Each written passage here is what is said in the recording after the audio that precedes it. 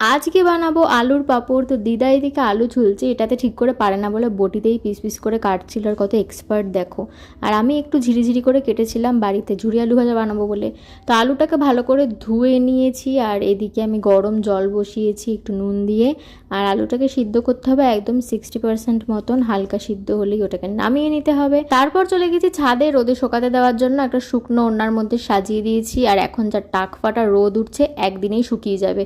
এদিকে মা আর দিদা আবার চালের পাঁপড় বানাচ্ছিল, সবাই মিলে পাঁপড় বানাচ্ছে, এইটারও একটা ভিডিও করতে হবে। আমি একটু কারি পাতা তুলে নিয়েছিলাম ওই ঝুরি আলু ভাজাটা ভাজার জন্য। এইটাও দেখো কি সুন্দর ক্রিস্পি হয়েছে। তো আমার মোটামুটি দুবার রাখতে হয়েছিল রোদে, তারপর এরকম শুকিয়ে গেছে।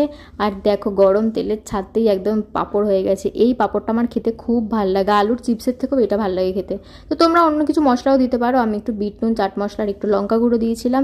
তো দেখো কত ইজিলি বানিয়ে ফেললাম। তো তোমরাও বাড়িতে ট্রাই করো, খেতে হেভি হয়েছিল। আজকের মতো টাটা।